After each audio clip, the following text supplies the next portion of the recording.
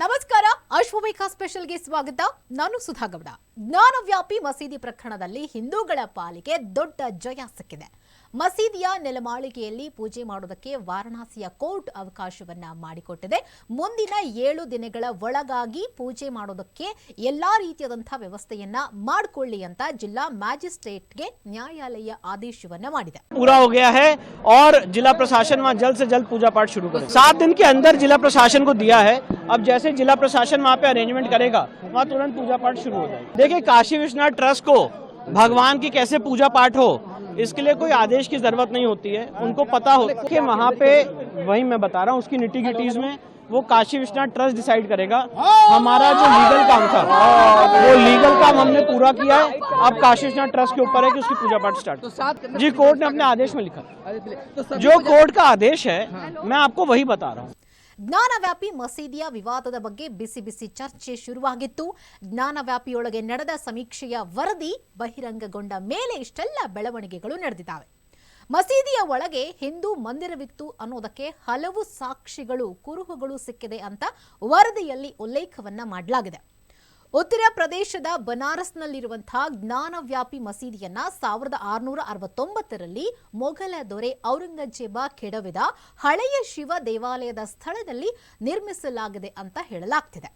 ಈ ಸ್ಥಳವು ಮೂಲತಃ ವಿಶ್ವೇಶ್ವರ ದೇವಸ್ಥಾನವಾಗಿದ್ದು, ಇದರ ಜೊತೆಯಲ್ಲಿ ಬನಾರಸ್ನ ಅತ್ಯಂತ ಪ್ರಸಿದ್ಧ ಬ್ರಾಹ್ಮಣ ಕುಟುಂಬದ ನಾರಾಯಣ ಭಟ್ರು ಇದನ್ನು ಸ್ಥಾಪಿಸಿದ್ರು ಅಂತ ಹೇಳಲಾಗ್ತಿದೆ. ಇದಲ್ಲದೆ ಜ್ಞಾನವ್ಯಾಪಿ ಮಸೀದಿಯನ್ನ ಬನಾರಸ್ನ ವಿಶ್ವೇಶ್ವರ ದೇವಸ್ಥಾನ ಅಂತ ಜೇಮ್ಸ್ ಪ್ರಿನ್ಸೆಸ್ ಎನ್ನುವರು ಕೂಡ ಚಿತ್ರಿಸಿದ್ದಾರೆ. ಈಗ ಕೆಡವಲಾದಂತಹ ದೇವಾಲಯದ ಮೂಲ ಗೋಡೆ ಇಂದಿಗೂ ಕೂಡ ಮಸೀದಿಯಲ್ಲಿದೆ. ಇದೀಗ ಈ ವಿವಾದ ನ್ಯಾಯಾಲಯದಲ್ಲಿದ್ದು ವಿಚಾರಣೆ ನಡೀತಾ ಇತ್ತು. ಕಾಶಿ ವಿಶ್ವನಾಥ ಮಂದಿರ ಸಮೀಪದ ಜ್ಞಾನವ್ಯಾಪಿ ಮಸೀದಿ ವಿಚಾರಕ್ಕೆ ಸಂಬಂಧಪಟ್ಟಂತೆ ಕೋರ್ಟ್ ಆದೇಶದಂತೆ ಭಾರತೀಯ ಪುರಾತತ್ವ ಸರ್ವೇಕ್ಷಣಾ ಇಲಾಖೆ ಸಮೀಕ್ಷೆಯನ್ನ ನಡೆಸಿತ್ತು. ಈ ಹಿಂದೆ ಇದ್ದಂತಹ ದೇವಾಲಯವನ್ನ ಧ್ವಂಸಗೊಳಿಸಿ ಮಸೀದಿಯನ್ನ ಕಟ್ಟಲಾಗಿದೆ ಅಂತ ಹಿಂದೂಪರ ಅರ್ಜಿದಾರರು ವಾದವನ್ನ ಮಂಡಿಸಿದ್ರು. ಆದರೆ ವರದಿಯಲ್ಲಿ ಕುತೂಹಲಕಾರಿ ಅಂಶಗಳಿರುವುದು ಪತ್ತೆಯಾಗಿದೆ. ಸುಮಾರು 839 ಪುಟಗಳ ವರದಿಯಲ್ಲಿ ಸಮೀಕ್ಷೆಯ ಅಂಶಗಳನ್ನು ದಾಖಲಿಸಿದ್ದು, ಹಿಂದೆ ಇದ್ದಂತಹ ಪುರಾತನ ದೇವಾಲಯವನ್ನೇ ಮಾರ್ಪಡಿಸಿ ಮಸೀದಿಯನ್ನಾಗಿ ಪರಿವರ್ತಿಸಲಾಗಿದೆ ಅಂತ ಡಿಎನ್ಎ ವರದಿ ಕೂಡ ವಿವರಣೆಯನ್ನ ಕೊಟ್ಟಿದೆ. ಜ್ಞಾನವ್ಯಾಪಿ ಮಸೀದಿಯಲ್ಲ, ಹಿಂದೂ ದೇವಾಲಯ ಎಂಬುದಕ್ಕೆ ಹಲವಾರು ಸಾಕ್ಷಿಗಳು ಕೂಡ ಸಿಕ್ಕಿದೆ. ಒಂದು ಗಮನಾರ್ಹ ಅಂಶವೆಂದರೆ ಹಿಂದೂ ದೇವತೆಗಳ ಭಗ್ನಗೊಂಡ ಶಿಲ್ಪಗಳು ಮಸೀದಿಯ ಪಶ್ಚಿಮ ಆವರಣದೊಳಗೆ ಕಂಡು ಬಂದಿದೆ ಅನ್ನೋದು. ಇನ್ನು ಎರಡನೆಯ ವಿಶೇಷತೆ ಅಂತಂದ್ರೆ 2ನೇ ನೆಲಮಹಡಿಯಲ್ಲಿ ಇವು ಪತ್ತೆಯಾಗಿರುವುದು. ಹಿಂದೂ ದೇವಾಲಯವನ್ನ ಮಸೀದಿಯಾಗಿ ಪರಿವರ್ತಿಸುವ ಸಮಯದಲ್ಲಿ ಹಿಂದೂ ಶಿಲ್ಪಗಳನ್ನ ಮುಚ್ಚಿ ಹಾಕಲಾಗಿತ್ತು ಅನ್ನೋದು ಕೂಡ ವರದಿಯಲ್ಲಿ ಬಹಿರಂಗಗೊಂಡಿದೆ. ಹೀಗೆ ಮಾಡುವುದಕ್ಕೆ 2 ಕಾರಣಗಳು ಕೂಡ ಇತ್ತಂತೆ. ಒಂದು, ಮೂರ್ತಿ ಪೂಜೆ ಇಸ್ಲಾಂನಲ್ಲಿ ನಿಷೇಧ ಅನ್ನೋದು. ಎರಡನೆಯದು, ಇದು ಹಿಂದೂ ದೇವಾಲಯವಲ್ಲ ಮಸೀದಿ ಎಂಬುದಾಗಿ ತೋರಿಸೋದಕ್ಕೆ, ಸಾಕ್ಷ್ಯವನ್ನ ನಾಶಪಡಿಸೋದಕ್ಕೆ ಯತ್ನಿಸಿರುವುದು ಬಹಳ ಸ್ಪಷ್ಟವಾಗಿದೆ ಅನ್ನೋದು.